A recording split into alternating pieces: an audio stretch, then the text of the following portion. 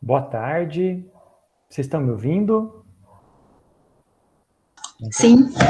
Ouvindo Tudo bem? normal. Ok. Oficialmente, sejam bem-vindos ao nosso curso. Esta é a segunda vez que eu rodo esse curso de computação científica em C++. E eu quero começar...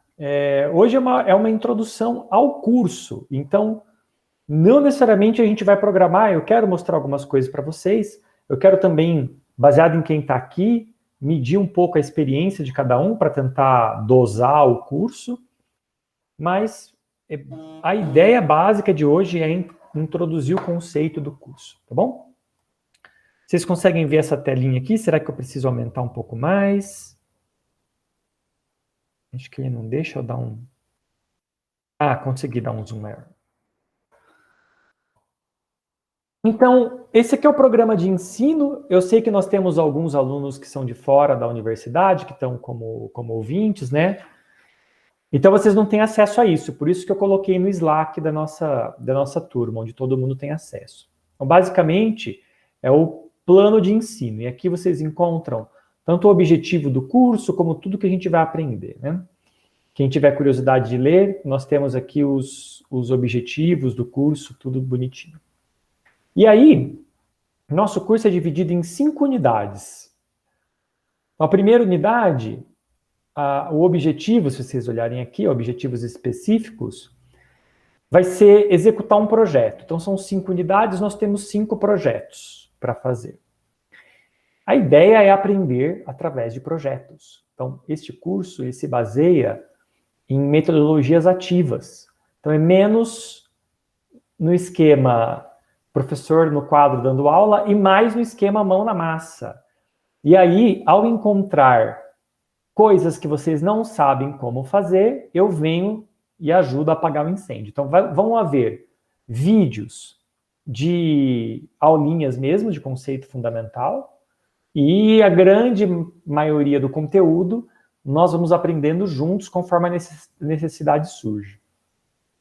A vantagem desse tipo de método, primeira é que vocês vão resolver problemas e ganhar experiência com isso.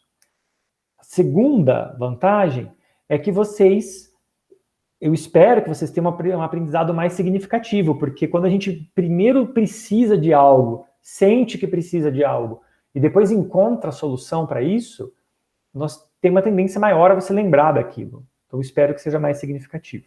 Bom? Então, nosso primeiro projeto, e aqui vocês vão ver quais são os tópicos que nós vamos abordar, eu não vou ler todos com vocês, vocês podem ler depois, mas o primeiro projeto é programar, fazer um programa que calcula a função e elevado a x. E você pode dizer assim, mas para que isso? Eu tenho um botão na minha calculadora que faz qualquer coisa elevado a qualquer coisa, né?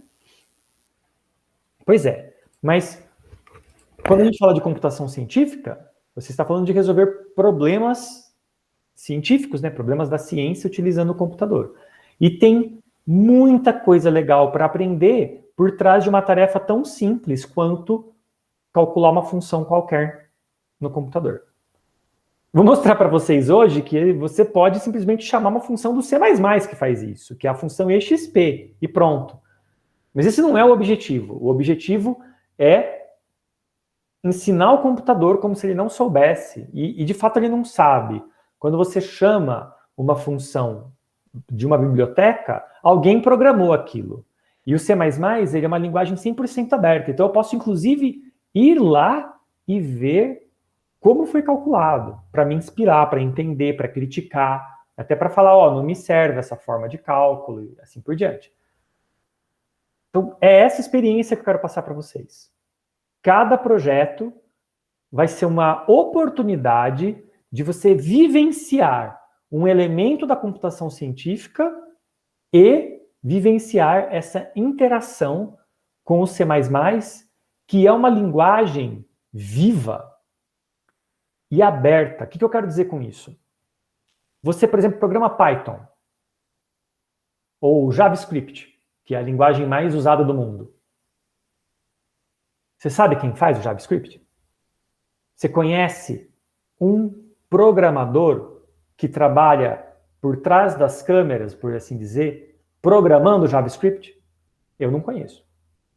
E não é porque eu tenho poucos contatos, é porque se você colocar no Google, você vai achar uma foto ou outra da pessoa, mas você não vai ter um contato com essa pessoa. Mesma coisa para o Python, mesma coisa para a grande maioria das linguagens. O C++ é uma linguagem que ela é gerenciada por uma organização, por uma ISO, ou ISO, né? É um padrão, igual você tem o ISO 9000, você tem um ISO desse, para organizar o C++. E eles têm uma conferência anual, que é a CPPCon.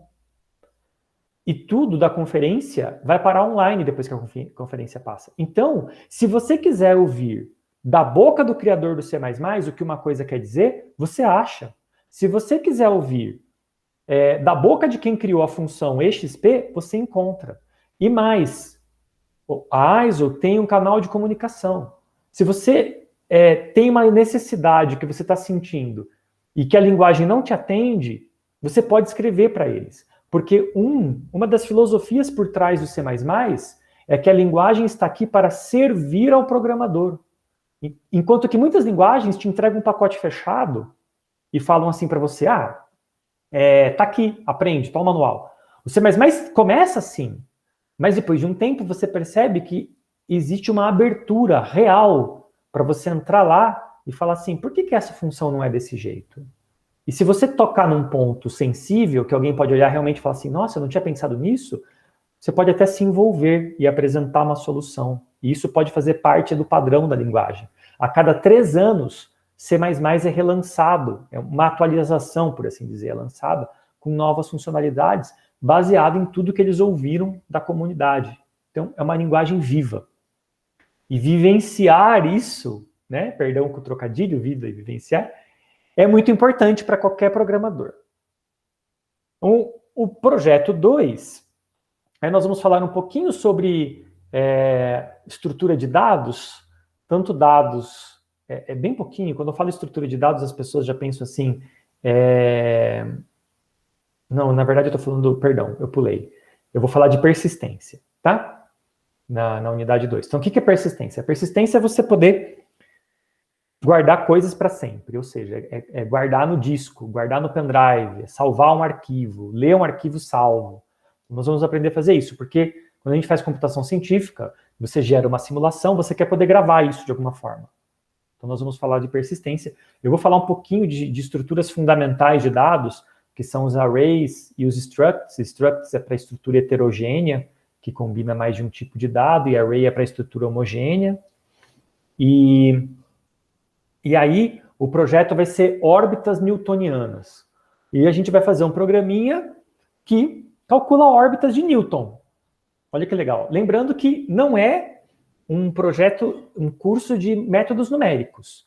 Então, a gente não vai falar aqui de convergência, de estabilidade. Faz parte da computação científica isso. Mas, para isso, você deve buscar um curso de métodos numéricos. Aqui nós vamos falar de implementação. Nós vamos pegar um modelo, trazer ele para o computador, e vocês vão ver que já tem bastante trabalho para fazer isso acontecer de forma adequada para a ciência. Okay? E até nesse caso aqui, eu vou começar a trazer bibliotecas externas e vou mostrar, por exemplo, como fazer uma animação. Isso aqui vai rodar na sua frente, animadinho, bonitinho. Aí, sim, na unidade 3, nós vamos falar de orientação a objetos. Então, o que é isso? Que as pessoas falam há tantos anos, inclusive, é o motivo pelo qual o C++ existe, né? O C++, ele nasce como a linguagem C, com a adição de classes e métodos. Então, vou falar um pouco sobre isso, vou mostrar como que isso foi introduzido na linguagem, utilizando conceitos que já existiam, então, realmente expandindo em cima da linguagem C, ao invés de começar do zero. Isso garante que todos os seus programas antigos em linguagem C continuem funcionando, praticamente tudo, 99% do que é feito em C ainda funciona no C++, mas você expande com esse conceito de classes, que na verdade é um outro paradigma de programação. Nós temos vários paradigmas. Então, você tem, por exemplo, um paradigma, que é o paradigma clássico, que é a programação estruturada. Na verdade, o primeiro de todos, que ninguém mais usa, é programação sequencial. Você usa quando você quer programar um elemento muito primitivo de hardware, por exemplo. Você quer programar você tem, por exemplo, um FPGA, não sei se vocês sabem o que é isso, é um processador que você cria funções para ele programaticamente, né? Então você programa um FPGA para funcionar, por exemplo, no seu detetor de partículas. E você vai programar aquilo agora. Para programar aquilo, você tem que programar em linguagem de máquina. E aí você usa programação sequencial. E é como o computador usa. O computador ele é sequencial, fundamentalmente. Mas aí as linguagens de programação entram e expandem em cima disso. E a primeira expansão, que é o paradigma clássico de programação, se chama programação estruturada, que é você criar funções, métodos e organizar seu programa em caixinhas e bibliotecas. Essa é a programação estruturada. Aí entra a programação orientada a objetos, que aí é uma outra coisa. Aí você cria um conceito, que é o conceito de classe, e a classe ele é um pedaço de programa que faz uma função, é um subprograma. E eu vou explicar tudo isso para vocês quando chegar a hora. E você fala, então, mas se a classe é um subprograma e a função também é um subprograma, qual é a diferença? A diferença é que classes, elas são subprogramas completos e complexos. Classes, por exemplo, podem conter outras funções. Então, uma classe não atua como uma função, ela atua realmente como um mini programa. E aí tem estilos de como você programar ela, elas podem herdar uma da outra, como se ela tivesse ali um código genético que uma passa para a outra. Você pode ter uma classe filha de outras 2, 3, 4 classes, né? Não é binário. Então, é muito legal. Vamos chegar lá, na unidade 3. E aí o nosso projeto vai ser sobre fractais. Nós vamos fazer um fractal de Mandelbrot. Outro projeto que eu considero muito, muito, muito legal. É assim que nós vamos aprender sobre classes. Depois, na unidade 4, eu vou falar sobre a biblioteca STL. Então, STL é a Standard Template Library. É a biblioteca básica de padrões desses templates, que eu vou explicar quando chegar nesse momento, do C++. Então, é um conjunto básico de ferramentas que o C++ te dá para começar a programar. E nesse ponto, nós já vamos ter usado várias coisas dessa biblioteca. Mas quando chegar aqui, nós vamos entrar mais a fundo mesmo. Nós vamos parar um projeto inteiro para fazer isso. E aí, o projeto que a gente vai executar é o Jogo da Vida de Conway. Vocês já ouviram falar? Deixa eu aproveitar para ver quem está na sala. O Erics entrou. Oi, Erics, tudo bem? Fabrício, Letícia, tudo bem. Erics, vocês já ouviram falar do Jogo da Vida? Se for o joguinho de tabuleiro, eu não. Não. Eu também não. Eu vou mostrar para vocês daqui a pouco um vídeo. Essa pessoa, eu acho que o primeiro nome dele era John Conway. A gente vai olhar daqui a pouco. Se não for esse o primeiro nome dele, eu peço desculpas. Ele criou um jogo computacional que se joga sozinho. Ele mesmo chamava de Zero Player Game, porque ele se joga. E o que ele é um conjunto de pequenas... São apenas 2 regras básicas. É um jogo com 2 regras. E esse jogo, ele se joga sozinho, e ele atua como se fosse a vida.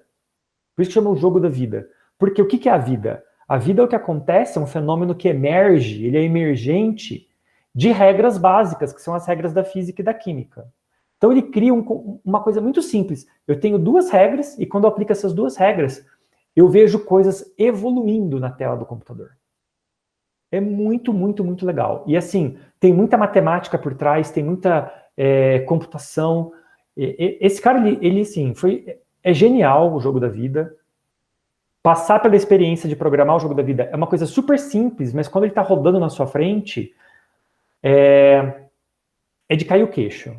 Para vocês terem uma ideia, o Jogo da Vida, ele é comprovadamente um problema insolúvel.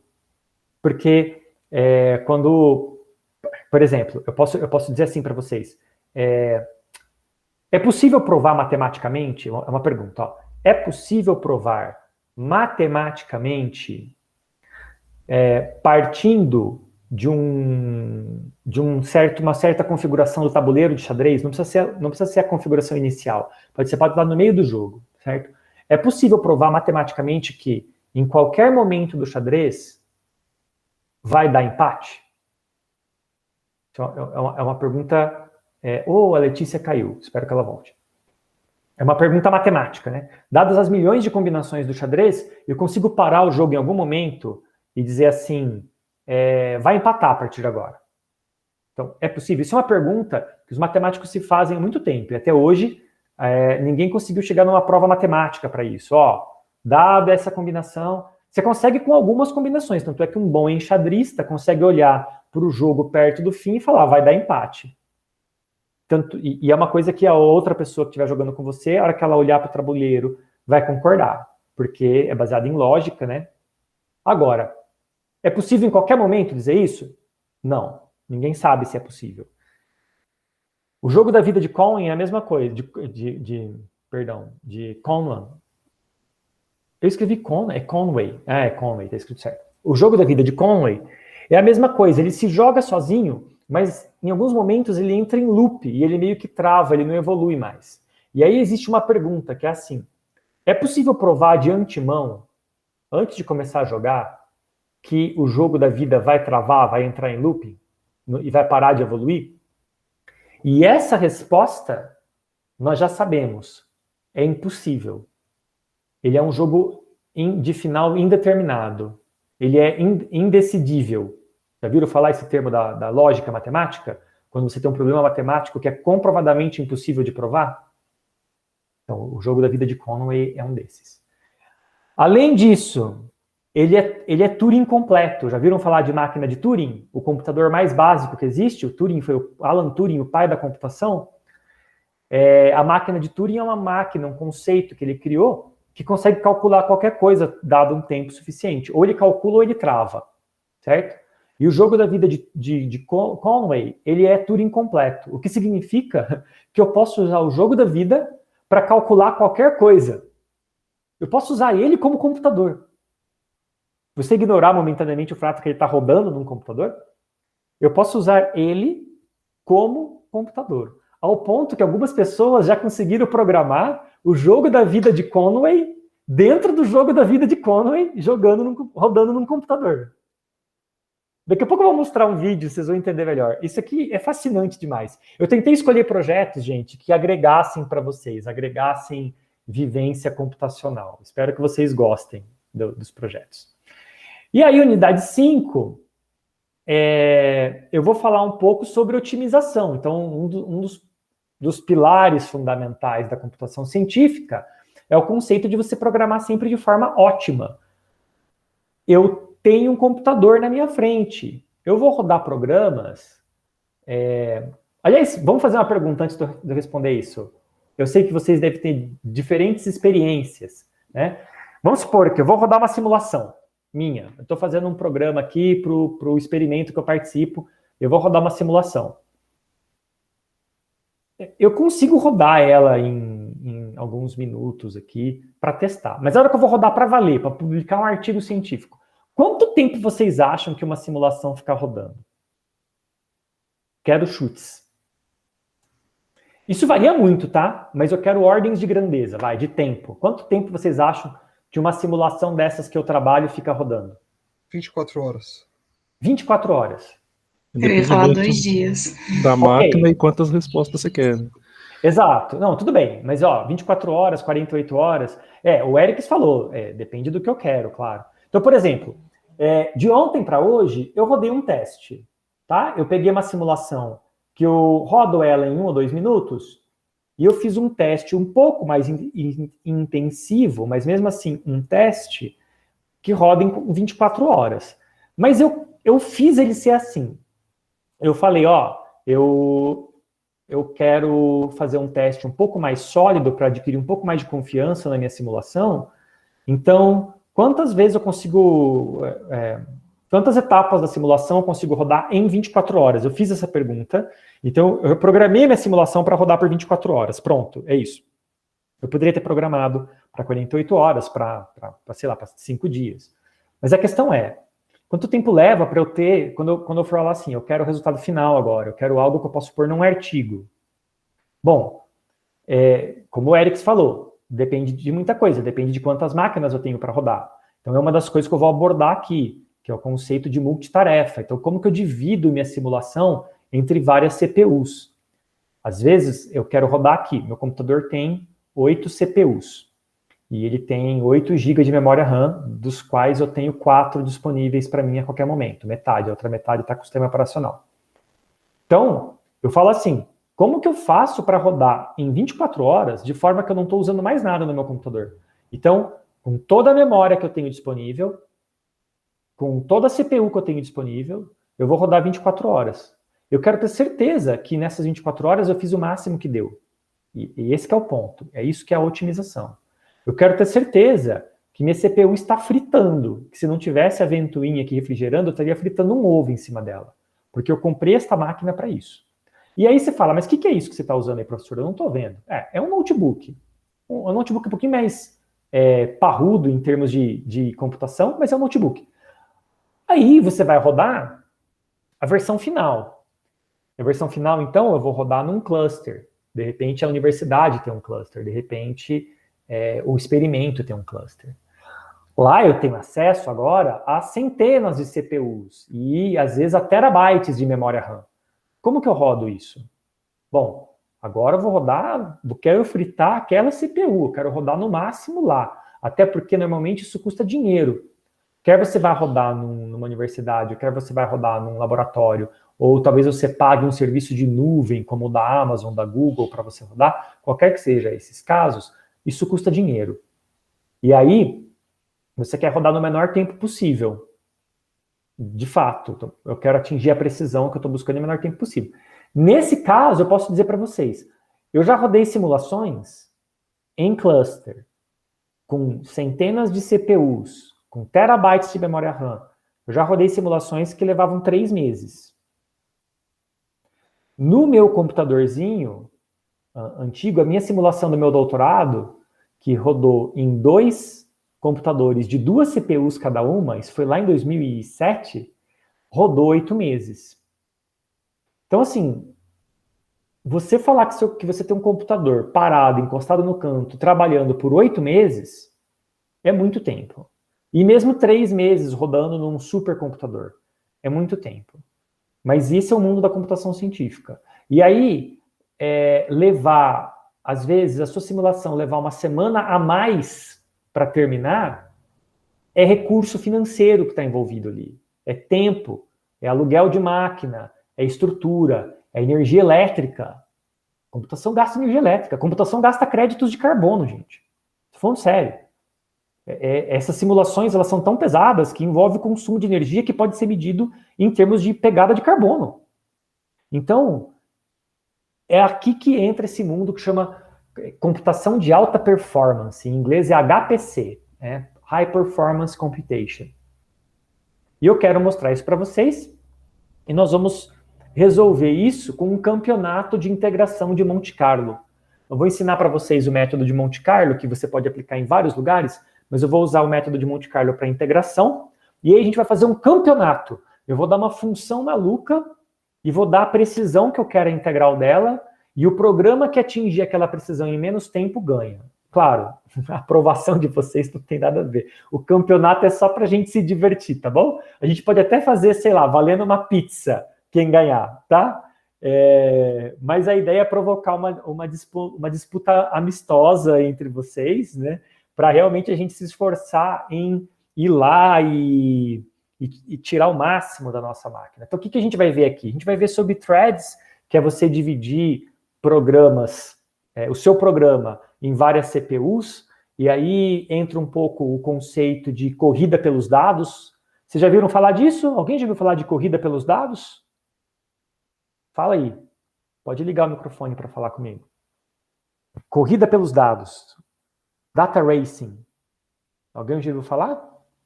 Eu nunca vou falar.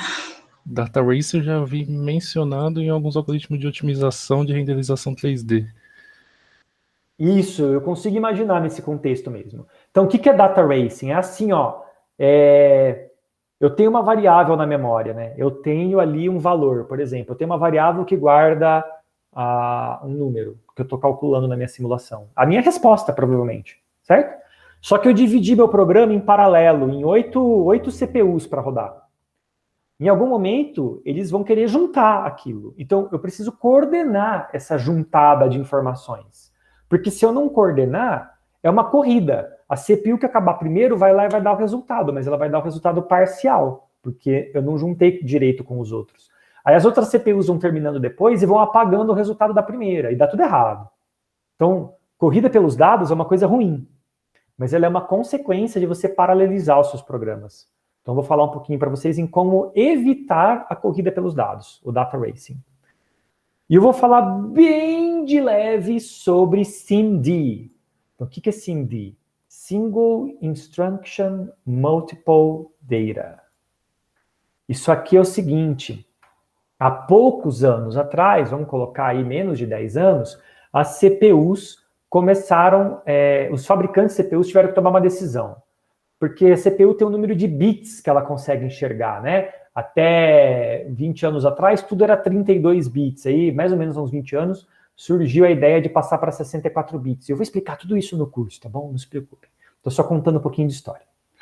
E aí, nessa mudança para 64 bits, ok, as máquinas ganharam uma vantagem. Em algum momento, os fabricantes de chip falaram assim, e aí, nós vamos passar para 128 bits? Agora, nós vamos dobrar de novo esse, chama bit depth, a profundidade de bits da CPU. E aí eles perceberam que não faz mais sentido você aumentar para além de 64 bits. Não a CPU inteira. Ninguém vai usar isso, porque o que muda? Muda que agora eu posso enxergar mais memória. Ok, mas com 64 bits eu já conseguiria fazer uma máquina que enxerga, sei lá, toda a memória RAM do planeta Terra, de todos os computadores, se eu conectasse numa máquina só, uma CPU de 64 bits já consegue enxergar isso. Então não tem por que expandir nesse sentido. Mas as pessoas queriam um poder computacional maior, eu queria poder fazer conta com mais bits. E aí a Intel foi a primeira que fez isso e falou assim, nós vamos fazer assim, eu vou lançar uma CPU que ainda é 64 bits, mas eu vou colocar dentro dela instruções especiais para manipular quantidades de dados maiores. E ela começou com 128 bits. Então, o que significa? Significa o seguinte, em C++, a maior variável que eu posso criar, ela é uma variável de 64 bits, por causa da CPU. Ok, isso continua sendo assim. Mas, se eu tiver, por exemplo, duas variáveis de 64 bits, ou 4 de 32 bits, e eu quero fazer uma conta, eu quero fazer somas, eu posso fazer nas 4 ao mesmo tempo. Numa única CPU, eu não estou falando de comprar um processador com várias CPUs. Eu estou falando que cada CPU pode operar em cima de vários números ao mesmo tempo. Então, se eu tenho, por exemplo, operações matriciais, onde eu tenho que fazer a mesma conta para cada elemento da matriz, normalmente eu faço um loop, eu faço um for para fazer isso, né? Eu varro os elementos da matriz. Você está perdendo CPU. As CPUs mais modernas já conseguem fazer operações em até 256 bits de cada vez. E agora, em 2020 para 2021, já tem CPU que consegue fazer 512 bits de cada vez.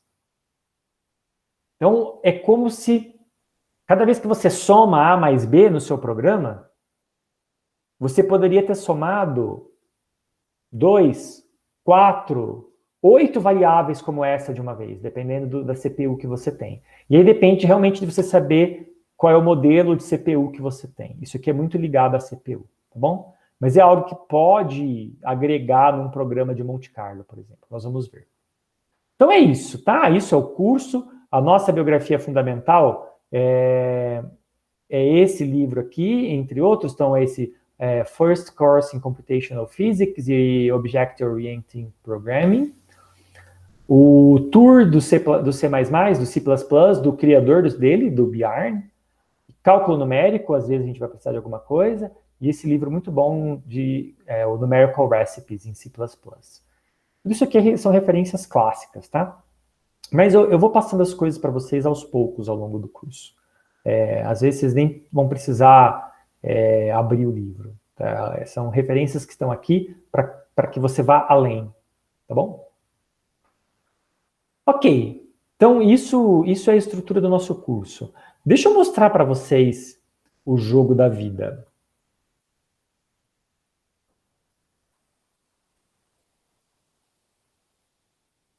Deixa eu mostrar, aliás, alguns dos projetos, né? Então, Conway, Game of Life. Aqui, vou mostrar para vocês. Aqui é John Conway. Aqui nesse vídeo do Number File tem até ele na foto. E é muito triste dizer isso, mas ele morreu de Covid ano passado. Então, deixa eu mostrar aqui um vídeo. Não precisa nem ter som. É mais para...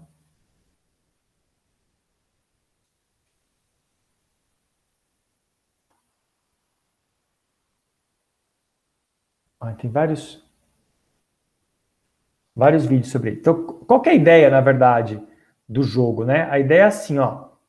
Você pega uma matriz, tá vendo aqui o desenhinho? Você pega uma matriz e cada quadradinho desse pode valer 0 ou 1, tá? Então, um quadradinho pintadinho de preto é 1, o resto é 0. E aí você varre em cima da matriz fazendo a seguinte pergunta. Você diz assim, ó. Se um quadrado tem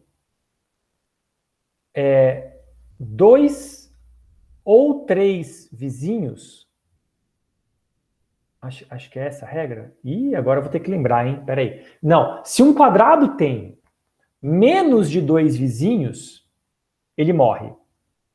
Quer dizer, de uma geração para outra, o 1 vira 0 e o quadrado fica branquinho. E aí, se o quadrado tem 2 ou 3 vizinhos, se um quadrado branco tem 2 ou 3 vizinhos, né, um quadrado sem nada, ele nasce. Então, por exemplo, esse quadradinho branco aqui, ó, ele tem 3 vizinhos pretinhos. Então, na próxima geração, ele vai ficar preto também. E se um quadrado tem mais do que 3 vizinhos, ele morre, como se ele tivesse sufocado. Então, por exemplo, esse quadradinho preto aqui tem 1, 2, 3, 4. Ele morre. Tá? Então, ele morre se ele não tiver amigos em volta, se ele tiver pouco vizinho, ele morre se ele tiver vizinho demais, e surge um quadrado se ele tiver o número certo de vizinhos, que é 2 ou 3. É só isso. E aí o que você faz? Você pega o tabuleiro e você cria um padrão inicial. Você fala, ó, é isso aqui, tá aqui. Por exemplo, esse cara fez esse bichinho, eu vi aqui em cima que alguém colocou os bichinhos dos jogos de videogame antigo, né? E aí o que acontece? Acontece isso aqui, ó. Eu vou tirar o som.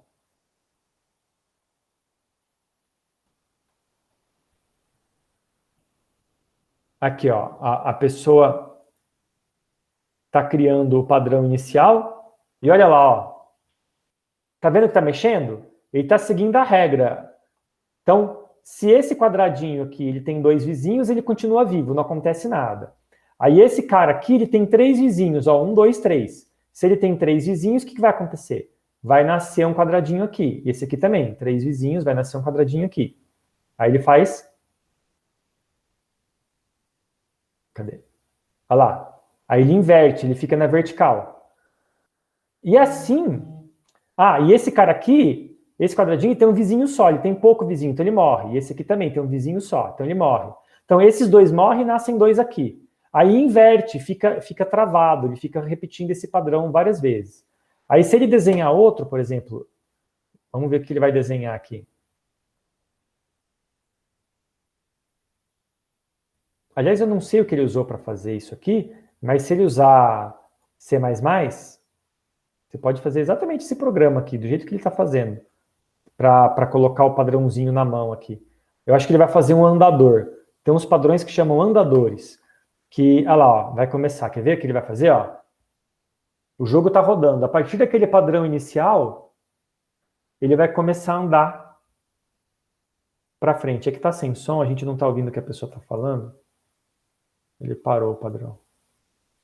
Olha lá. Ele está andando só seguindo a regra do jogo. E aí você pode fazer umas coisas malucas, assim, ó. Propaganda, né? Peraí, vamos pular a propaganda.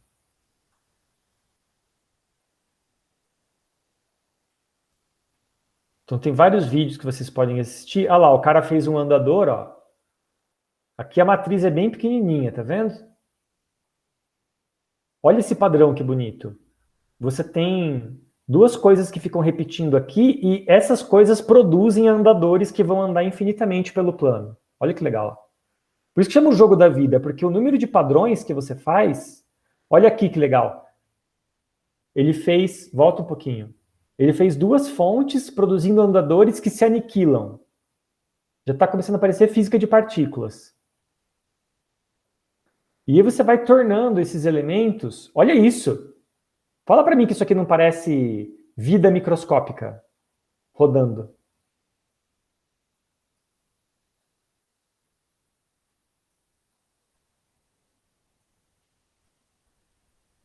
É maravilhoso. E aqui, ó, se você olhar o que está acontecendo, essas estruturas aqui em volta estão produzindo coisas que vão se combinar aqui no meio. Volta só um pouquinho, ó. Gente, vocês podem ligar o microfone para falar comigo a hora que quiser, tá? Até vou dar uma tela toda aqui. Essas estruturas ao redor estão produzindo material que se combina e forma um tipo de andador. Você pode perceber que não é igual, ó, esses andadores são meio que aleatórios. Aqui também você fala, nossa, mas como que está produzindo umas coisas que nem sempre é igual? Mas quando chega aqui, no meio, elas produzem sempre o mesmo animalzinho, que é esse animalzinho aqui que sai voando para a direita. Olha que coisa incrível. Fala para mim que isso aqui não parece maquinário celular, proteínas construindo organelas e coisas assim. E aí tem muitos artigos sobre isso, tem muitos padrões, olha aqui.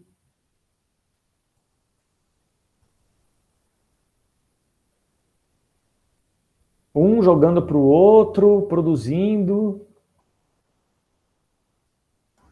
E aqui ele vai fazendo cada vez maior, ó. Queria perguntar uma coisa. Pode falar. Quer dizer, você está mostrando estruturas cada vez maiores e mais complexas, né? Como as pessoas que programam isso, por exemplo, elas pensam em termos da regra básica de o que aniquila e o que produz, ou à medida que elas vão juntando e formando estruturas cada vez maiores, tem regras gerais que valem para a estrutura e elas aplicam isso? Como que funciona? É isso mesmo que você falou. Então, por exemplo, olha aqui, ó, ele criou essa estrutura básica que parece uma flor, parece um catavento, certo? Isso aqui é descoberto por tentativa e erro, porque esse jogo ele é indecifrável. Você não consegue prever o que vai dar nele antes. Então, é por tentativa e erro. Aí, uma vez que ele faz isso, ele estuda quais regras emergiram dessa estrutura. Olha que legal. É o fenômeno da emergência mesmo, quando você... Igual a vida emerge de coisas mais simples. Então, uma nova regra nasce de uma coisa mais simples. Inclusive, não sei se vocês sabem, sabe aquele software Matemática? O Stephen Wolfram, que é o criador da matemática, ele é um físico, e ele é defensor de uma teoria que se chama autômatos celulares, que diz assim, no estado mais fundamental da natureza, por trás da física quântica, o mundo deve ser uma coisa parecida com o jogo da vida. Deve ser uma coisa assim, você deve ter pequenas entidades, no caso aqui você só tem uma entidade, que é o quadradinho branco, ou ele existe ou não existe, né? E tem 3 regrinhas. 2 para nascer, na verdade uma para morrer, uma para ficar vivo e uma para nascer. Só. 3 regrinhas. E aí todas as leis da natureza brotam disso. E se você olhar para o jogo da vida funcionando, é bem possível que isso seja verdade. Quer dizer, a gente nunca vai conseguir provar, provavelmente, que é assim, mas em termos de princípios, de lógica, não tem por que não ser assim. Funcionaria. Isso aqui poderia ser um universo.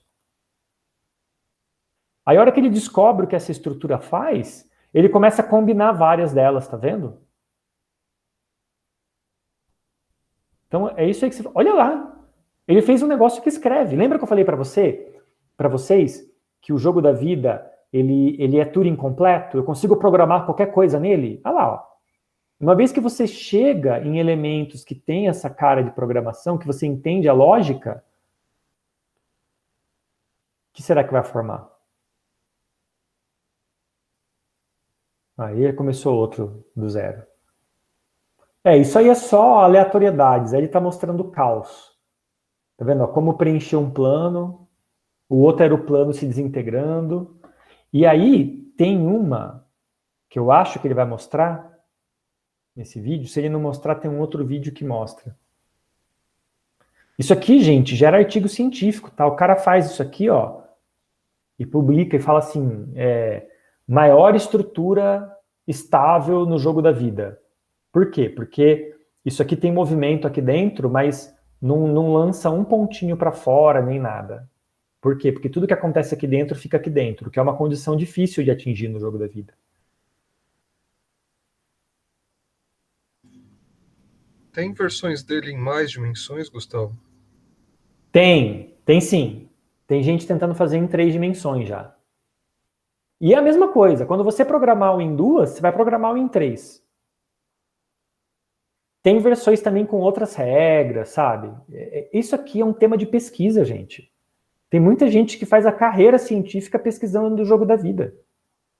Nós vamos fazer só de hobby aqui. Mas tem. O que eu queria mostrar para vocês era o jogo da vida rodando no jogo da vida. Quer ver? Tem um outro vídeo aqui que tem. Ó. O cara vai dar o zoom. Ele está rodando ali o jogo da vida. Elemento por elemento.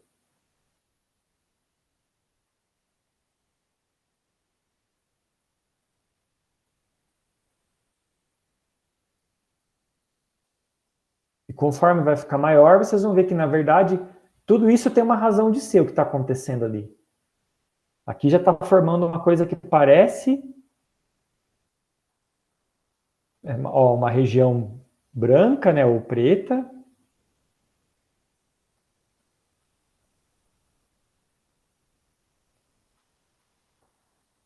E aí, olha só. Você tem uns quadrados com nada, uns quadrados com desenho. Já deu para entender?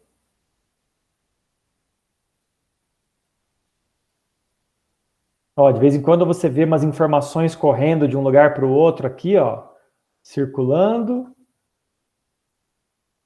Olha lá, trocou. Olha lá. É o jogo da vida jogando o jogo da vida.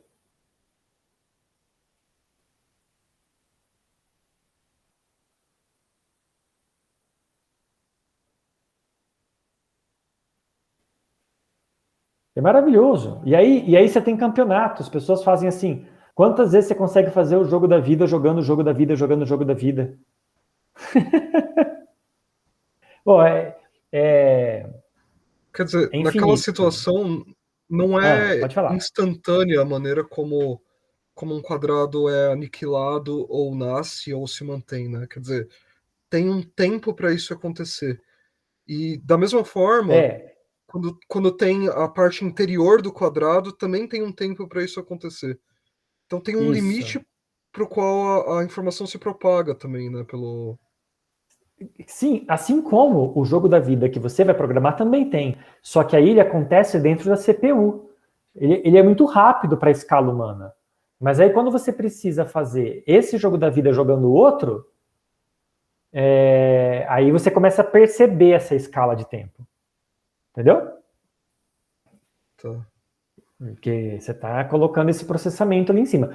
Quem curte videogames antigos já deve ter ouvido falar de emulador, que é um programa que você faz para emular um hardware que não existe mais, uma CPU, um videogame que não tem mais, por exemplo, um Nintendo antigo, um Atari, né? Então você tem os emuladores. Como o jogo da vida ele é Turing completo, você pode programar qualquer coisa nele. Basicamente o que você fez aqui é um emulador do jogo da vida. Você usou o jogo da vida para emular o jogo da vida. Basicamente é isso. Eu acho isso aqui muito legal. Até o final desse projeto, vocês vão ter condições totais de fazer algo parecido com isso aqui.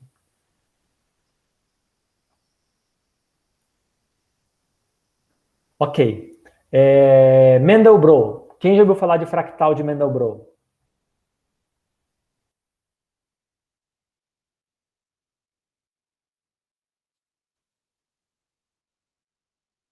Alguém? Já ouvi falar. Ouviu falar? Sim, daqueles... Tem até uns analógicos que é feito com lentes rotacionando, não tem? Nossa, propaganda do Show do Milhão. Analógico com lente? Nossa, isso eu não conhecia, não. Que eram uns brinquedos antigos, você rotacionava a lente e fazia os fractais. Ah, não, mas aí... Mas fazia Mandelbrot? Não, fazia algum... Tipo caleidoscópio, você quer dizer. Mas alguns eram fractais. Foi um Eram professor de fractais. matéria que eu fiz que mostrou. Então, o Mandelbrot, então, ele é um fractal, né? Ele é um conjunto de números complexos. Então, o que você está olhando aqui é um plano complexo, tá? Aqui é I, né? E o número real, né? Número real e número imaginário. E aí você tem uma série numérica, bem simplesinha, é uma equaçãozinha, que você roda várias vezes no mesmo ponto. Você pega um ponto do plano complexo e você aplica essa equação naquele ponto várias vezes, ok? Até que ele... você aplica várias vezes, e aí tem duas opções. Ou você vai rodar várias vezes e ela vai, ao longo de muitas interações, ela vai ficar dentro de um domínio, dentro de uma área, vamos dizer assim, né, um conjunto, ou ela explode para fora desse conjunto. E aí você pinta com uma cor. Dependendo da velocidade que ele levou para convergir para um valor, você pinta. Se ele explodiu, você pinta de preto. Tá? Então, quando você vê aqui coisas em preto, quer dizer que o fractal explodiu, né? A série numérica não convergiu. E aí, a beleza do fractal é que quando você vai dando zoom no plano complexo, as estruturas são infinitas. E essas estruturas que vão se formando, baseado nesse conceito básico de convergência, elas são bonitas, é hipnotizador, né? Então, esse cara aqui, ele tem esse vídeo, que eu não vou rodar inteiro, óbvio, tem 10 minutos, mas eu vou colocar em alta resolução, vale a pena ver. E eu vou mandar reproduzir em velocidade dobrada, tá? Ele vai dar um zoom, ele falou aqui antes. Isso, clica fora mesmo. Aqui, ó. Ele vai dar um zoom de 10 elevado a 198. Olha que absurdo. E ele fala na introdução que o computador dele ficou 3 meses calculando isso. Então, funciona assim, ó. Aqui vai ficar o nível do zoom. O que é isso aqui? Isso aqui é você aplicar a mesma regra matemática em números, numa área do plano cada vez menor.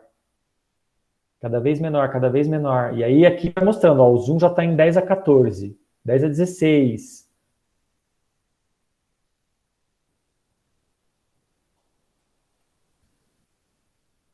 E aí a questão é a seguinte, você vai fazer um negócio que vai rodar 3 meses ou que vai rodar 3 anos? E a diferença pode ser você tirar tudo que seu CPU tem para te dar ou não. Então, realmente entra aqui o conceito de computação. Ó, aqui ele entra num túnel que não teria fim, parece um túnel. Aí ele vira para o lado, para a parede do túnel. Às vezes parece que é meio 3D, sabe? Isso aqui é muito fantástico, muito fantástico. E a gente vai fazer um desse. Tá bom? Até que zoom, quanto de zoom vocês vão conseguir fazer, aí depende de vocês, de quanto vocês vão aprender, de quanto vocês estão interessados, quanto tempo vocês vão ter para se dedicar. Eu sei que vocês têm outra coisa para fazer, esse curso não é a vida de vocês, óbvio. Mas o básico do básico nós vamos fazer. Ó, formou tipo uma mandala. Aí você encontra a mesma figura que estava lá no começo, de novo. E aí ele vai lá numa lateral. Aí acha outro túnel, outra espiral que não tem fim. Aí ele precisa virar para o lado para sair da espiral. Aí tem mais duas, tem outra espiral que não tem fim. Quando você entra num ponto desse, se você ficar fazendo a conta que o tempo inteiro, esse padrão não muda mais. São pontos de quase estabilidade do fractal. Aí ele vira, sai para o lado, de novo. Olha lá, o zoom já está em 10 a 103, 10 a 104.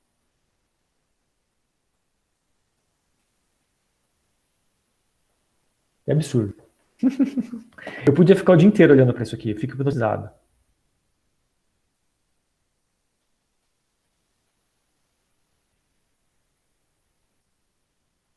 E aí, vocês topam fazer um desse? Parece algo que vocês gostariam de fazer? Eu tô curioso Ou de sobre uma aprender? coisa, na verdade. Diga. Isso não pode ser zoom no sentido de, tipo, olhar mais de perto uma coisa que já tá lá, certo? Ele precisa, na verdade, ir recalculando, certo? Porque senão ele teria que já Se ter você... feito tudo isso antes e não... Para dar Não, 2 exato. 190, não lembro mais. Mas, nossa, então, sei lá. É assim, ó, vamos dar um pause aqui, peraí. Vamos dar um pause aqui. Então, o que acontece, né? Ele pega uma tela como essa, certo? E ele faz um mapa. Então, a tela tem um número discreto de pixels, e ele vai pintar cada pixel de uma cor. Aí o que ele faz é mapear cada pixel num número complexo. E como que ele faz essa associação? Ele pega aquele plano complexo original que você viu que tinha aquele coraçãozinho no meio, aquele parece um ratinho. O pessoal chama de coração, tem uma parte dele que parece um coração, é por isso. Você pega aquele coração, aquilo ali está mais ou menos no círculo unitário, está mais ou menos entre 0 e 1. E aí o que ele faz é, bom, nesse grau de zoom, cada pixel da tela recebe este conjunto de números complexos. É assim que ele faz. Ele pega aquela região ali, faz um recorte e associa um número complexo com cada pixel. Aí, por exemplo, você está vendo que a câmera está se aprofundando no centro da espiral. Então, na hora que eu apertar play, o que ele vai fazer? Ele, ao invés de ter esse quadrado aqui, de um frame para o outro, ele vai desenhar um outro quadrado aqui, menor, é isso que eles estão chamando de zoom. Ele desenha um quadrado menor. E agora, esse quadrado menor do número complexo vai corresponder a cada pixel da imagem. Então, é isso que ele está fazendo. Daqui a alguns segundos, o quadrado vai estar pequenininho aqui no meio, mas, na verdade, não quer dizer que diminuiu. A área que você está calculando diminuiu.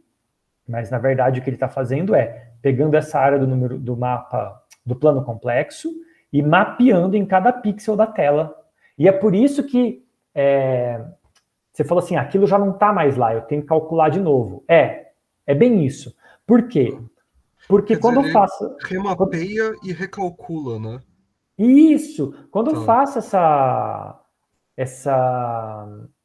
discretização, eu pulei um monte de número, né? Entre um pixel e outro, não tem nenhum pixel, mas tem infinitos números. Então, ele não calculou no meio, ele só calculou realmente um para cada pixel. É isso? Respondi? Era o que você já tinha entendido, né? Obrigado. Não, eu acho que... não liga muito para mim, não. Eu sou um aluno meio tagarela, cara. E eu vou... se eu estiver perguntando coisas muito bestas, me desculpa. Fabrício, eu sou meio novato nisso. Fabrício, eu ligo sim, porque assim, alunos tagarelas são os melhores. Pode falar quanto quiser. Não, mas é que eu sou muito inexperiente ainda nessa área, né? Eu vi pouca coisa de computação na faculdade Ótimo, e tal. não... Então eu tô navegando aqui numa coisa que é bem nova para mim mesmo. Vamos lá. Não, ótimo. Eu também sou muito inexperiente ainda nisso. É meu primeiro semestre, assim, no mestrado, né? Primeira matéria, então, assim, tudo para mim tá sendo novo, principalmente essa disciplina. Eu fiquei muito curiosa, por isso que eu peguei ela, assim. Então, isso que você tá passando eu nunca vi, mas eu tô achando bem legal. Não sei como que eu vou fazer ainda, mas vamos aprender, né? eu espero conseguir ensinar vocês. Aí, ó, olha esse cara aqui, ó. Esse cara já é de um grupo que pega fractais, porque o conjunto de Mandelbrot não é o único fractal que existe, né? Existem outros. E aí ele renderiza em 3D. O Mandelbrot é o nome de um conjunto de fractal específico. Eu O associava o Mandelbrot isso. a todo tipo de fractal. Não, inclusive chama conjunto de Mandelbrot. Aí você tem, por exemplo, o conjunto de Juliá, que foi um outro matemático. E depois ficou provado que o conjunto de Juliá é um subconjunto de Mandelbrot. E aí você tem fractais que não fazem parte do conjunto nem de Mandelbrot, nem de Juliá, que são conjuntos à parte. E existem, assim, você pode criar o seu conjunto de fractal, na verdade.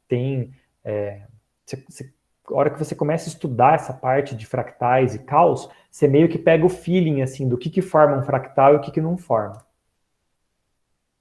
Olha isso, parece um mundo alienígena, né? Parece uma imagem de distopia de varredura. E você conseguiria fazer isso aqui em C++, tá? Porque, por exemplo, eu posso fazer a parte que faz os cálculos e também posso fazer um programa que renderiza usando sua placa de vídeo em C++. Você conseguiria fazer tudo isso aqui de dentro do seu programa. Claro, o cara que fez isso aqui,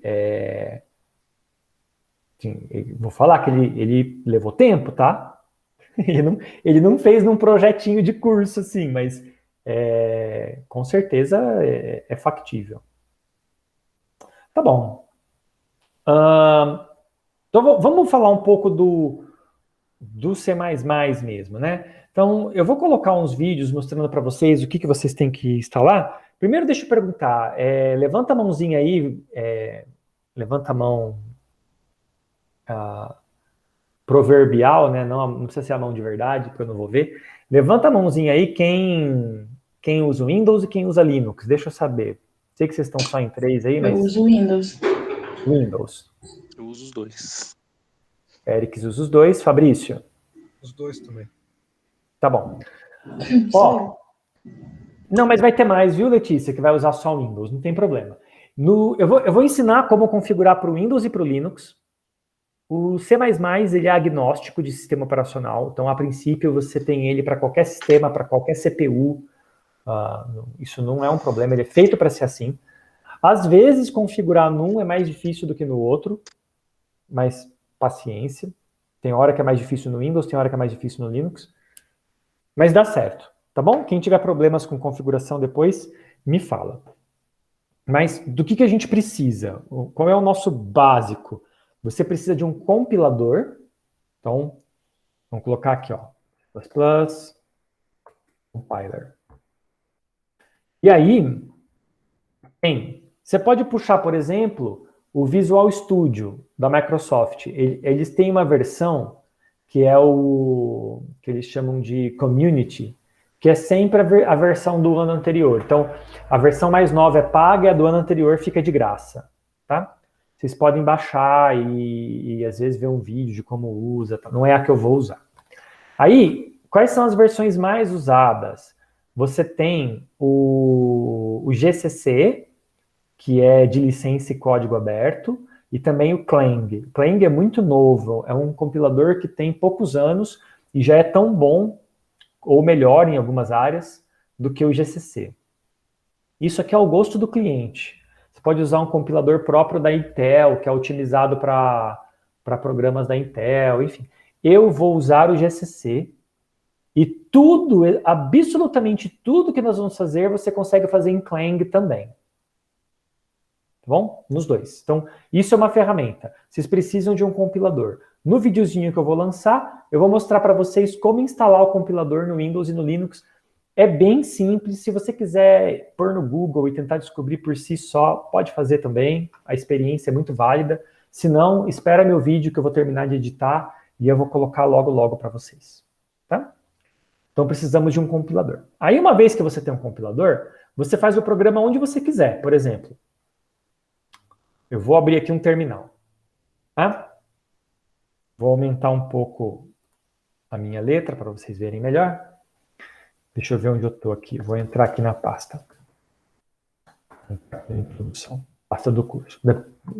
Isso aqui é de um dos vídeos. Ó, já tem aqui o programinha de uma das nossas aulas. Eu não vou abrir.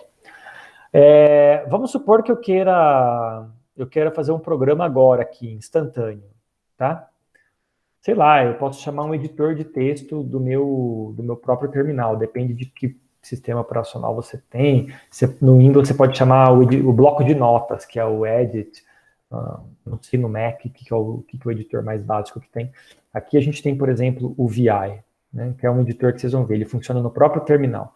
Então se eu fizer aqui VI hello.cpp, ele abre uma tela, e aí eu venho aqui, eu vou fazer um programa que só vai escrever na tela, tá bom? Não se preocupem em aprender nada agora, eu só estou demonstrando, tá?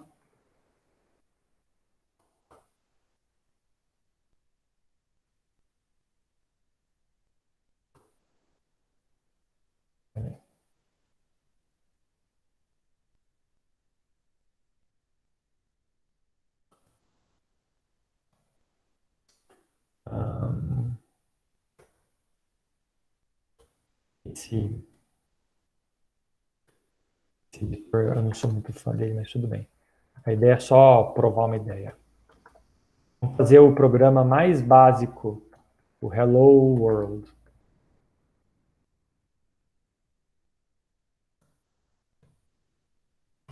Pronto. Eu vou salvar. O programa está aqui. Hello. Se eu quiser confirmar que ele ficou bonitinho, eu posso pedir para ele o programa na tela para mim. Como é que eu uso ele? Eu preciso compilar ele, transformar ele em binário.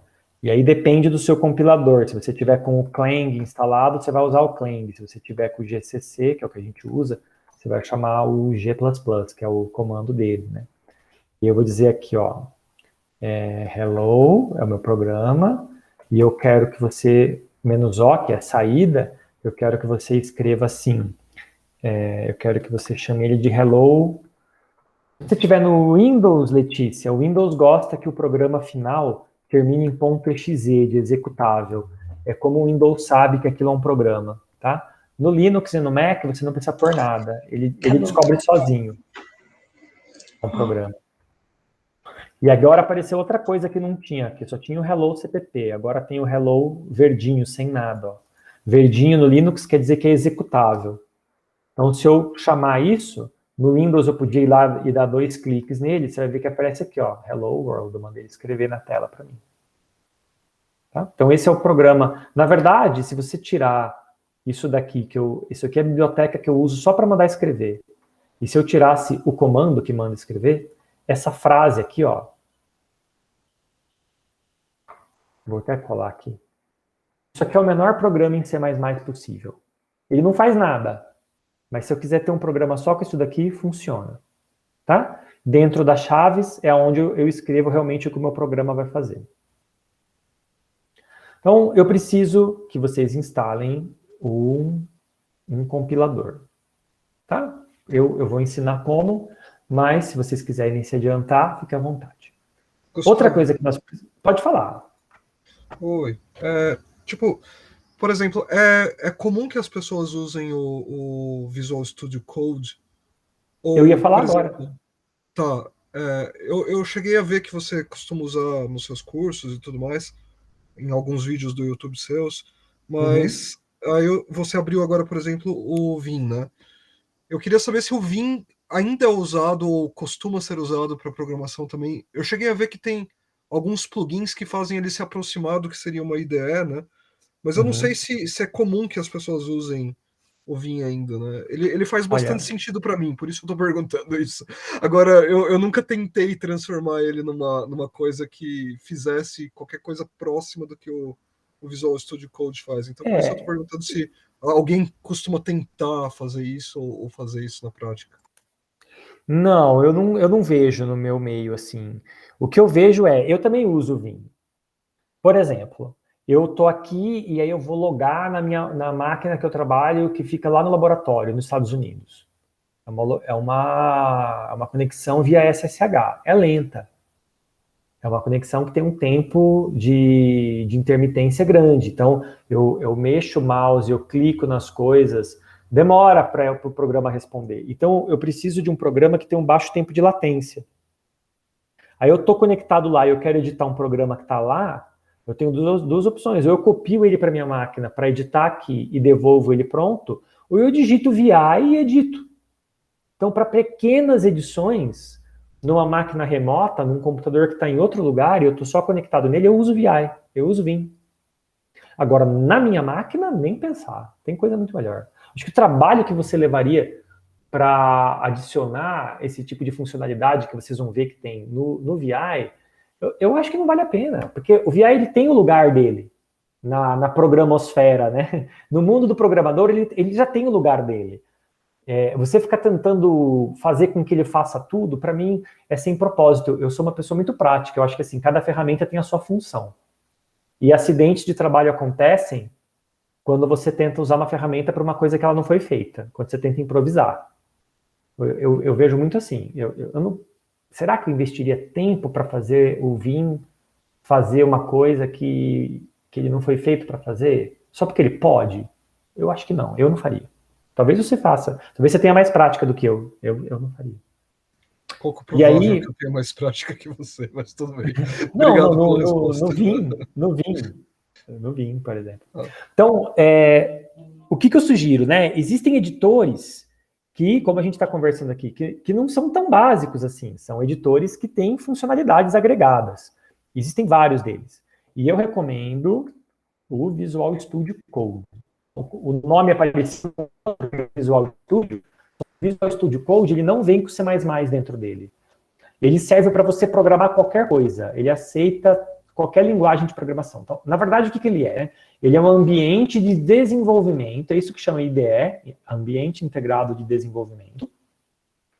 E você coloca nele vários plugins diferentes, várias extensões, que é o que ele chama, para se adequar à linguagem que você está usando. Você pode instalar, aqui eu estou no Linux, ele me oferece as opções de Linux, mas você tem de Windows e de Mac, e assim, ele é da Microsoft, a Microsoft fez um trabalho bacana produzindo isso aqui. Na verdade, ele é baseado numa outra arquitetura, que é open source. Eles pegaram aquela arquitetura e melhoraram, transformaram ela numa coisa mais profissional. Tá? Então, preciso que vocês instalem isso, e se vocês instalarem ele depois de ter instalado o C++, ele vai encontrar o C++. Eles se encontram. Tá? E aí eu vou mostrar para vocês, está aberto aqui atrás, ó. Então, isso daqui é o Visual Studio Code, essa é a tela original dele. Eu venho aqui, peço para abrir uma pasta, e aí eu estou aqui no curso Introdução, Aulas Síncronas, eu vou abrir essa pasta aqui, e aí eu posso criar o que eu quero aqui dentro. Então, se eu clico aqui, ó, para abrir um novo arquivo, e eu faço aquele hello.cpp, vamos fazer de novo o nosso hello, olá mundo, né, hello world.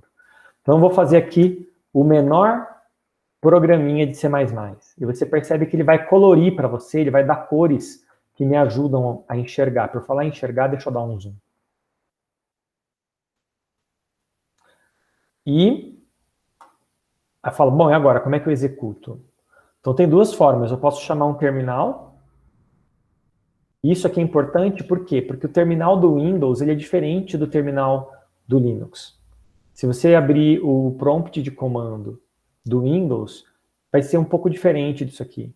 Mas se você tiver no Visual Studio Code, que esse terminal dele, ele é igual em qualquer sistema.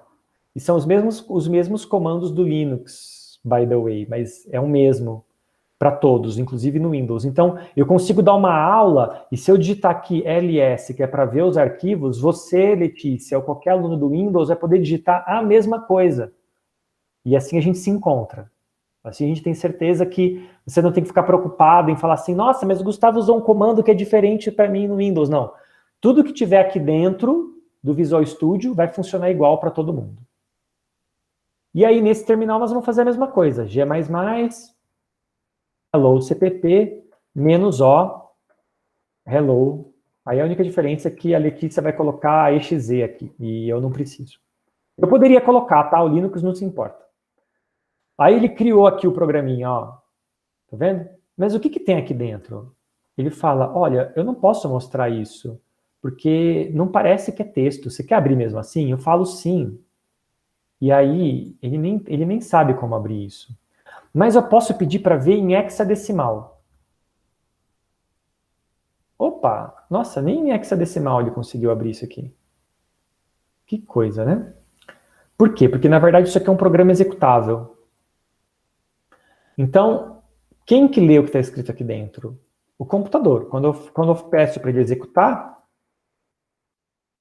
ele não fez nada, mas quem executa aqui é o computador. Tá bom? Daqui a pouco eu vou mostrar para vocês como que a gente pode ver o que tem dentro desse programa. Aí, eu vou começar a chamar a biblioteca standard do C++, né? A primeira delas, que é a que me permite escrever coisas na tela. Então, é o IOStream.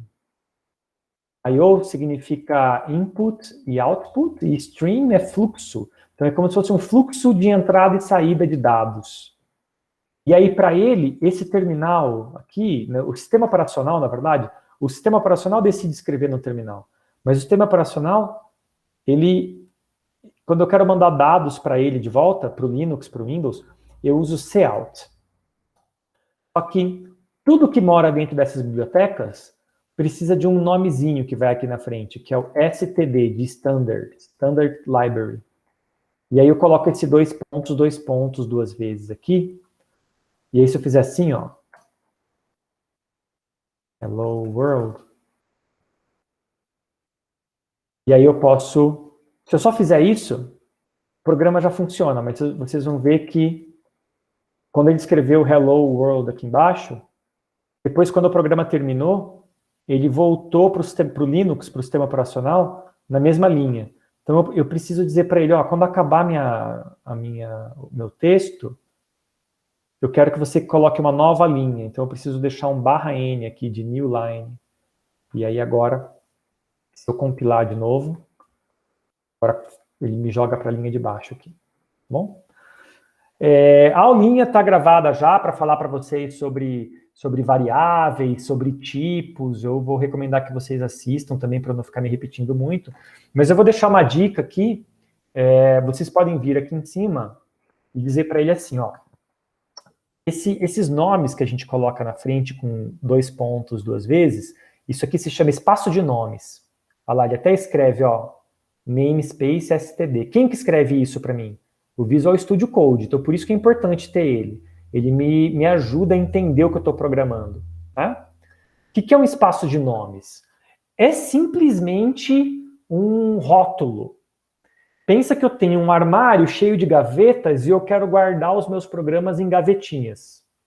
Então, o que eu faço? Eu dou um nome para uma gaveta dessas. Tudo que vem junto com C++ está guardado na gaveta que chama std. E aí, eu ponho isso aqui. Por quê? Porque, gente, eu posso criar o meu cout. Eu posso criar uma outra função com o mesmo nome, que faz a mesma coisa, ou que faz uma coisa parecida, ou que faz uma coisa completamente diferente. Aí, como que o C++ vai saber qual que é a minha e qual que é a sua? Porque a dele está dentro desse espaço de nomes aqui. E aí, se eu criar a minha não vai estar. Ou eu posso pôr eu posso criar minha própria gavetinha com espaço de nomes para organizar meus programas. É basicamente isso, tá bom? Então, por exemplo, se eu vou usar muito isso aqui, eu vou ficar com preguiça de digitar toda vez, eu venho aqui em cima, ou aqui dentro mesmo, e digo assim, ó, using namespace std. Então, pronto. Agora, o que eu disse para ele? Eu disse assim, ó, toda vez que eu usar um comando e você achar esse comando no std, pode usar, porque eu estou usando o std para tudo que for do std, tá bom? E aí meu programa fica mais simplificado. Aí eu posso tirar isso aqui. Depois que eu escrevi isso aqui uma vez no meu programa, aí eu não preciso mais nenhuma vez. Tá? E aí, só para concluir esse pedaço aqui, eu quero mostrar para vocês o seguinte. Eu vou criar uma variável, tá? Então, eu vou criar uma variável de ponto flutuante aqui. Eu vou criar um float, x, e aí vamos dar um valor para ela. Por exemplo, 3.14, né? Que é o comecinho ali do pi.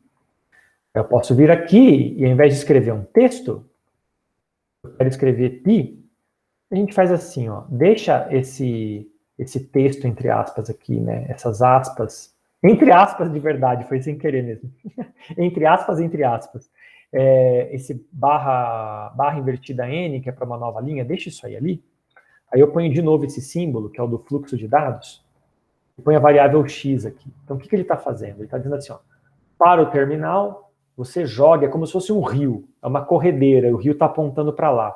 Jogue para o terminal o valor de x e, na sequência, jogue esse caractere mágico que cria uma nova linha. Bom? Então, só isso aqui já deve funcionar. E ele escreve lá o 3.14, que era o valor da minha variável. Bom? E aí, lembra que eu falei que um dos nossos projetos vai ser criar a função exponencial, né? E elevado a alguma coisa? Eu poderia fazer isso aqui. Então, depois da variável x, eu vou pôr um outro texto. Eu vou escrever aqui exp, vamos dar um espaço aqui. exp, eu vou chamar de y aqui. Estou mostrando um exemplo para vocês de como que eu construo algo escrito lá, né? Então, cada bloquinho de texto ou cada variável para jogar para o terminal, eu preciso desse símbolo aqui, que é o símbolo do fluxo de dados no meio. Então é como se fosse um trenzinho de informação, é um rio mesmo. É um rio de informação descendo pela cachoeira, e aí eu tenho esse símbolo jogando o fluxo de dados para lá o tempo inteiro. E aqui em cima eu vou dizer assim, ó, float, y, então float é o tipo, né, é a variável y, e y eu vou dizer que ele é exp, ué, mas cadê? Ele não está me oferecendo exp, porque eu preciso chamar a biblioteca certa. Então, aos poucos a gente vai aprendendo. Vou chamar a biblioteca de matemática, e aí como já está o stb aqui em cima, não preciso pôr, e agora se eu começar a escrever exp, ele me dá, ó, função exponencial. Me dá vários tipos, inclusive, que eu não vou entrar em detalhes hoje, a gente quer essa daqui. Então, o que ele fez? Ele vai fazer E, que é o número de Euler, né? E elevado a x. E vai escrever lá. Vamos ver o que acontece. Ele escreveu. Tá. Na verdade, é o contrário, né? A gente quer o y aqui, aí aqui eu vou pôr um sinal de igual, e aqui eu vou pôr o x. Pronto. Que é E elevado a x, olha lá, E elevado a 3.14, que é isso daqui. Né? 23 alguma coisa. Posso pôr espacinhos aqui, se quiser que fique mais legível, enfim. Agora é perfumaria. Pronto. Ok. Aí a questão é a seguinte. O quão boa é essa função? Esse cálculo aqui. O quão bom é ele? E, na verdade, se eu colocar aqui 1, então, E elevado a 1 é o número de Euler, é E. E está aqui, quem que é E? É 2.71828. E, na verdade, eu posso fazer melhor. Eu posso vir aqui, incluir uma outra biblioteca, terceira que vocês estão vendo hoje aqui, que é a I/O manip, de manipulação de I/O. E eu vou vir aqui, eu vou inverter um pouco, que eu vou dizer assim, ó. Vou dizer que exponencial de x é igual a y. Vou passar o y para cá. E aí,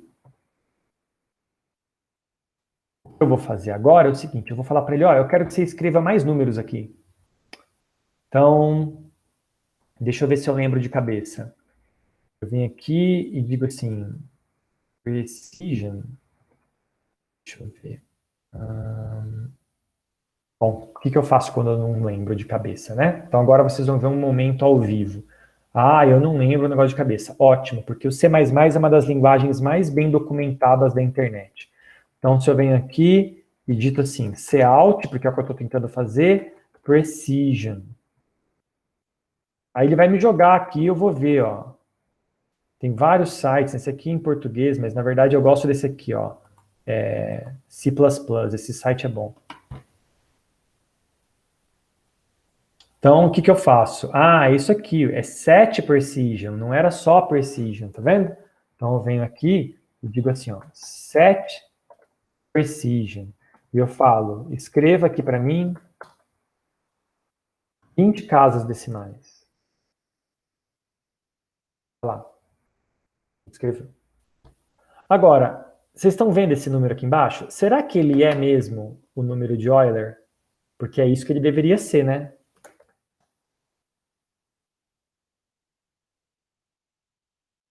Mas vamos ver o que a internet tem a dizer sobre a constante de Euler. Ó, eu vou colocar lado a lado aqui.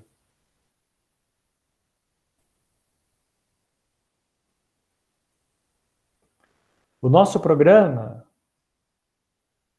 diz que é 2, né? Começa em 2, depois é 71, 82, 81. Vamos ver aqui o começo. 2, 71, 82, 81. Ótimo.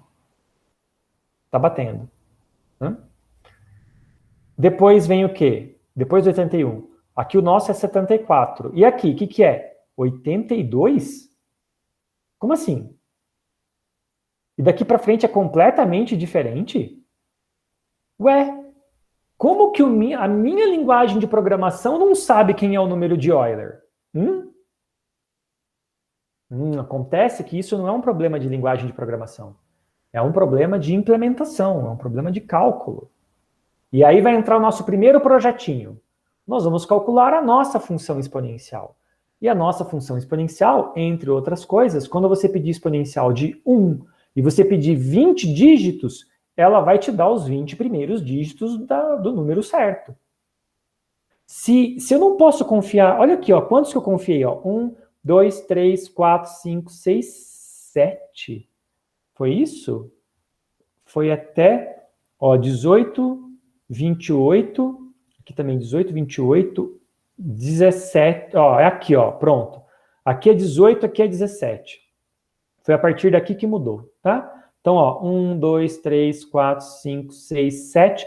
Na oitava casa mudou. Ou seja, eu posso confiar no meu resultado só até 10 a menos 8, né? Na oitava casa. Então, é com precisão de 10 a menos 8. Vocês sabiam disso? Deixa eu fazer uma pergunta honesta para vocês. Vocês são pessoas bem informadas e bem informadas do mundo digital. Fala para mim, abre o microfone, fala para mim. Quem não sabia, quem não imaginava que se eu pedir para um computador, no ano de 2021, se eu pedir para um computador me dar um número como esse, um número, sei lá, que é um número básico da matemática, ele ia errar da oitava casa para frente.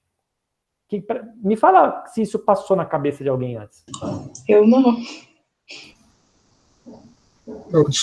Eu desconfiava. Tem alguma coisa a ver com você ter definido a variável como float e o número de bits dela, ou alguma coisa assim? Tem, perfeito. Tem. Okay. Então, ó, vamos melhorar um pouco isso? Acontece o seguinte, né? Vocês vão ver isso na aula, a aula já está gravadinha, eu tenho que terminar de editar. Mas a variável float, ela tem um número de bits, ela tem um número de zeros e uns. E são 32 bits que estão ali dentro. Eu posso falar assim, ó, use 64 bits, que é o máximo que essa CPU suporta. Para fazer isso, eu tenho que usar um outro tipo, que é o double. Então, uma variável com dupla precisão. É isso que ele quer dizer, dupla precisão. E aí? Será que melhora? Ó, onde era 17, agora é 18, ó. Tá vendo? Vamos voltar aqui à nossa página da Wikipédia. Vamos ver agora onde dá problema. Antes era na oitava casa, né? Agora tá aqui, ó, 18, 28. Então, ó, 18, 28. Depois 45. Tá aqui um 4 e um 5 na sequência. Depois 904. Depois 904. Aí nós temos 50 aqui. Opa! 52. Então já deu diferença de novo. Nesse zero aqui. Tá? Que casa que nós estamos? 1, 2, 3, 4, 5, 6, 7, 8, 9, 10, 11, 12, 13, 14, 15, 16, 17. Ou seja, praticamente dobrou. De 8 para 16, vai. Praticamente dobrou a nossa precisão. Que é por isso que chama double. Tem o dobro da precisão. Mas a questão a variável, tanto a primeira quanto a segunda, elas guardam mais dígitos do que isso na memória. Elas guardam mais dígitos na memória. Por que o dígito não está... assim, se ela guarda, como é que ela guarda o errado? É isso que eu quero dizer. A variável float, que era a primeira, ela guarda muito mais do que 8 casas decimais na memória. Por que todas as casas que ela guarda não estavam certas? É isso. Acho que esse é o ponto. Ok, eu ganhei mais precisão aqui. Mas por que o meu programa não guarda todas as casas ali? Então, essa pergunta tem várias respostas. Depende do que aconteceu dentro desse algoritmo. Tá? Tem várias coisas que podem estar acontecendo aqui. Entre elas, é que o computador guarda em binário. E aí, depois, ele converte isso para uma coisa que a gente consegue ler. E nessa conversão, nem todo número em base 10, que são esses que nós usamos, tem uma versão em binário que cabe na memória dele. Então, às vezes, o número seguinte de um número binário para o outro pula bastante aqui. Ok, são problemas que a gente vai aprender a lidar, tá bom? Tem problemas que são inevitáveis, mas o importante é você saber que eles existem. Então, qual que seria o correto, né? O correto seria, por exemplo, você fazer essa conta aqui, do jeito que está, e sei lá, talvez zerar o número de dígitos que vem depois. Talvez informar para o usuário que não adianta eu pedir 20 casas, porque apenas 8 ou apenas 16 são corretas. Mas tem como. O C++ ele me fala qual é a precisão de um resultado depois que eu faço a conta. Então, tudo isso nós vamos aprender, ok? Mas a gente vai aprender na forma de um projeto. Qual que é o projeto? Nas próximas 3 semanas, nós vamos criar a nossa função EXP. E aí, para ajudar vocês, eu quero mostrar a última ferramenta que nós vamos usar. Então, vamos supor que eu estou estudando C++. Eu não quero fazer um programa, compilar e rodar. Não, eu não quero. Eu estou estudando, tá? Eu posso fazer isso online. Eu posso abrir uma ferramenta que é o Compiler Explorer.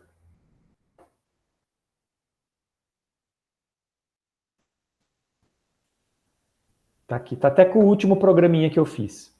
Eu vou apagar ele aqui para vocês, para não confundirem, tá? Deixa eu dar um zoom um pouquinho para ficar mais fácil para ver. Então, o que é isso aqui, o Compiler Explorer, né?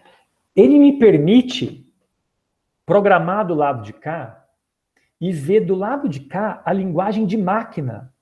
Ele vai me mostrar, lembra aquele programa binário que a gente não conseguiu abrir agora há pouco? Ele vai me mostrar o resultado. Então, por exemplo, o que será que é para a CPU quando eu digito assim, int main, que é o programa principal? É isso aqui. É isso aqui que está acontecendo dentro da minha CPU.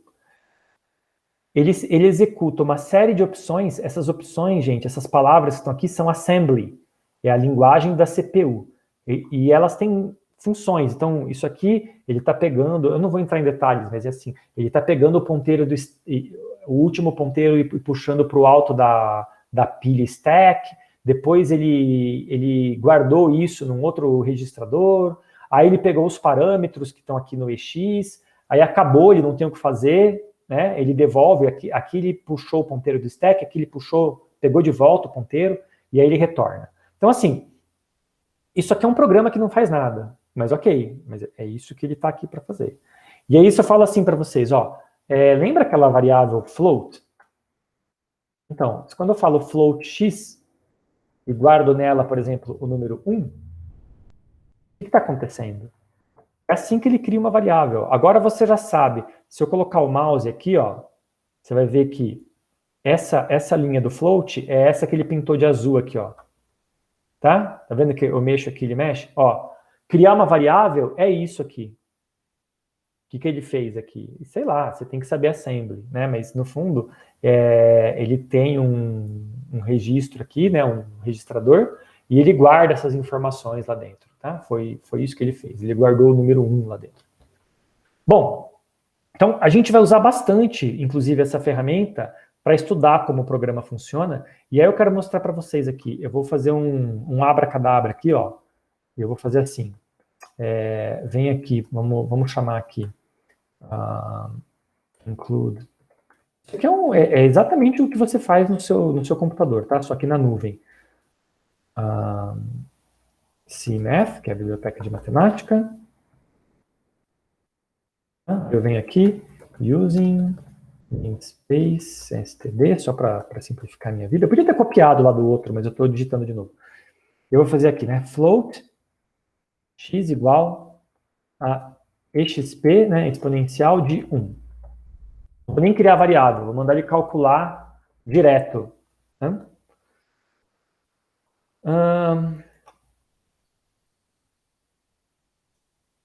Nesse caso, se fosse Poxa, esse programa nem é igual. Eu acho que eu vou fazer de novo aqui. Eu devia ter copiado. Vamos fazer exatamente igual.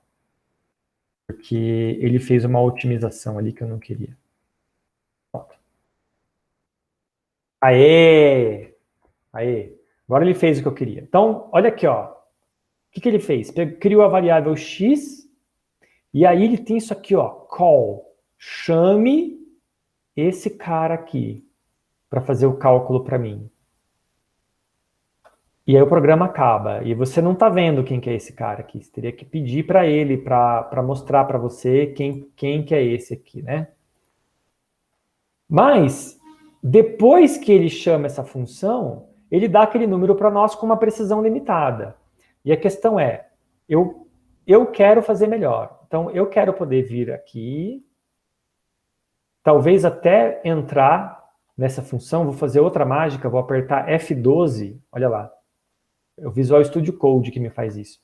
Eu apertei F12, ele me jogou lá para dentro do C++. Tudo bem que vocês não vão entender nada nesse momento, mas ó, quando eu chamo XP, na verdade ele está chamando uma outra função. Aí se eu apertar F12 aqui de novo, ele me jogou para uma outra função. E assim eu posso ir indo atrás. Agora ele não vai achar de onde veio essa daqui, mas eu posso mandar ele buscar, só que não é mais com F12.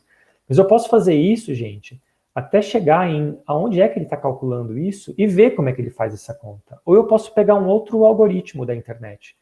E antes de sentar no Visual Studio Code, eu posso abrir aqui o Compiler Explorer para testar. E aí eu posso testar otimizações. Eu posso falar assim, ó, o que acontece se ao invés do GCC, se eu compilasse isso com, sei lá, meu compilador é o Clang. Será que vai gerar o mesmo código? Dá uma olhada. Não é exatamente a mesma coisa. O comportamento é o mesmo, mas compiladores diferentes podem gerar códigos diferentes. Olha que bizarro. Ou então, Microsoft. Aqui, ó. Esse aqui é o compilador que o Visual Studio usa. Ó, gerou outro código, que não é nem igual a um, nem igual a outro. Então, essa ferramenta é muito boa para quem está estudando, tá? No fundo é isso. E se eu vier aqui e disser assim, esquece o compilador, vamos voltar lá no nosso GCC, tá bom? Aqui, a nossa resposta. Se eu fizer aquilo agora de mandar ele escrever no terminal, e aí vai ficar exatamente igual. Go stream.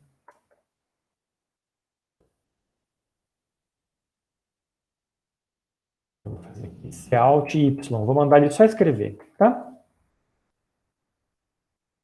Nova linha e encerrar. Agora eu posso pedir aqui, ó, para ver o terminal aqui embaixo.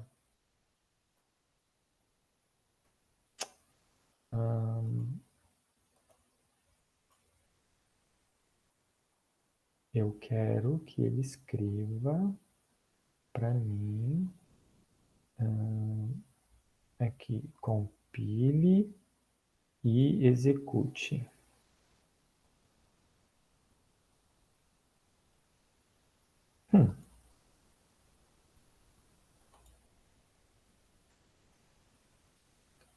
Por algum motivo ele não está me mostrando. Eu acho que pode ter a ver com o meu zoom, não sei. Porque na verdade ele deveria ter mostrado aqui até. Deixa eu escrever aqui alguma coisa aqui só para... Tá bom. É alguma configuração minha, eu fiquei mexendo com isso aqui ontem e posso ter mudado a configuração. Então tá, são ferramentas que a gente vai aprender a usar com o tempo, ok? Eu não vou perturbar muito mais vocês com isso. Acho que é isso por hoje, gente. Acho que a gente falou bastante. Vocês querem me perguntar alguma coisa?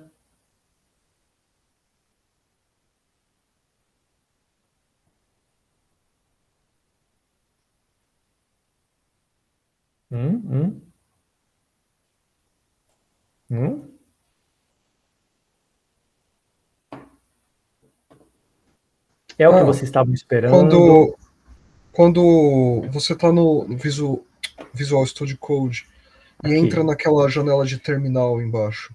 Aqui. Você usou o comando GCC ou G++. Você está usando realmente o G++, ou você está usando o compilador do Visual Studio Code, outro compilador, o Visual e ele emula um G++? Tá, excelente pergunta. O Visual Studio Code vem com nenhum compilador nele. Ele não tem compilador nenhum. É diferente, por exemplo, do Code Blocks. Você já ouviu falar do Code Blocks? Não. É uma IDE parecida com essa, mas ele vem com um compilador dele de G++. Na verdade, ele vem com o GCC. Ele vem com um compilador dentro. O Visual Studio Code não vem com nenhum compilador. Tá? Aliás, dependendo do que eu estou fazendo, eu nem preciso do terminal. Deixa eu mostrar uma outra coisa para vocês. Eu posso vir aqui em cima, em Run. Deixa eu ver. Não, terminal mesmo. E ao invés de pedir um terminal, eu posso vir aqui em configurar tarefa, configure tasks. E aí, que tarefa que eu quero?